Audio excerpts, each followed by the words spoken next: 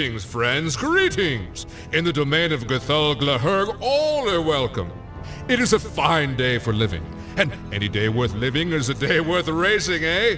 But while in my domain, why not stop and visit Gthul's all-you-can-eat steakhouse, just off Route 6 on Regor 12. Welcome to Classic Game Room, where I've got a mid-90s PlayStation game that boasts, among other things on the back of the packaging, over 50 minutes of cinematic animations which will make you think you're watching TV. If only TV was this good. STARWINDER. So far, he has fared well against aliens who may be unfamiliar with how he thinks. That is about to change. His next race is against fellow humanoid Deanna Stone. But this may be an advantage for Rhodes as well, unless the stories we've heard are true, and Earthmen really have little or no understanding of their planet's women. Leave it to the alien man speaking English to tell me what I already know. This is STARWINDER from 1996 for the PlayStation, from Mindscape. Love that name. Sounds like a G.I. Joe bad guy. I've been captured by Mindscape and forced to play computer games. Don't bother rescuing me, I'm doing fine. Anyway, if you've been watching Classic Game Room for a while, you've no doubt heard me talk about games that are not the greatest games ever made, but have so much personality that they're immensely likable. And that describes STARWINDER. Because unlike most modern games where cutscenes ruin the game, in STARWINDER, cutscenes make the game. And of course, one of those favorites is five-time champion Gthul Glahurg of Regor 12. Gthul, of course, has been off the circuit for over 2 years pursuing an acting career. STARWINDER has you racing on future space rails or something. It makes absolutely no sense, and they try to back it up with a ridiculous plot, which is so absurd that it's awesome. It sounds like a Star Trek The Next Generation episode, but sillier. 117 million years ago, something went to work in the galaxy. Something began building the rails. Thousands of miles long, each is as different as the civilization for which it seems to have been built. Their purpose is unclear.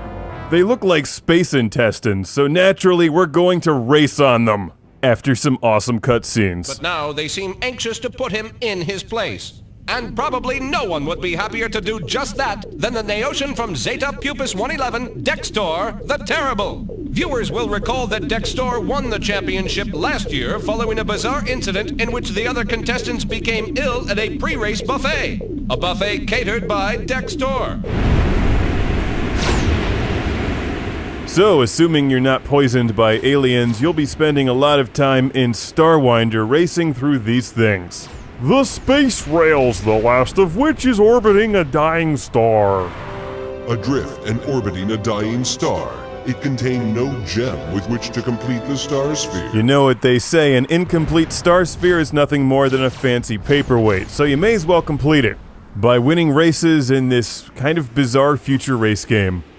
You just go flat out and try to stay as close to the actual surface of the rails as possible because you're like a future space trolley.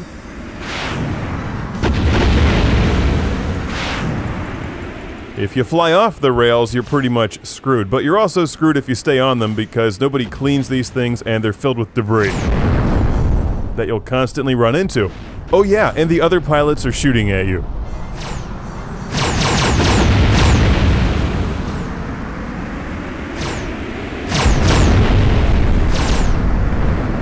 Fortunately, you can shoot back at them, and the entire game has this ambitious, cheesy mid-90s quality to it, like, hey, we can do this now, it's technically possible, so let's just do it even though we're not quite sure how. But surely you must be disappointed. You either learn to take these things in stride, or you let them eat you up. Losing any one individual race is meaningless! Well, thanks, Coax.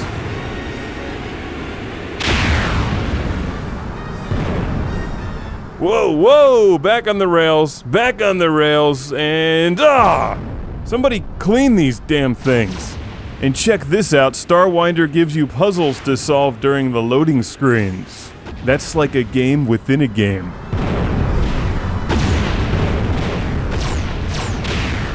I'll warn you, though, STARWINDER starts off deceptively easy, and it's easy to not take this game seriously because of its great sense of humor, but at some point it just kicks your ass.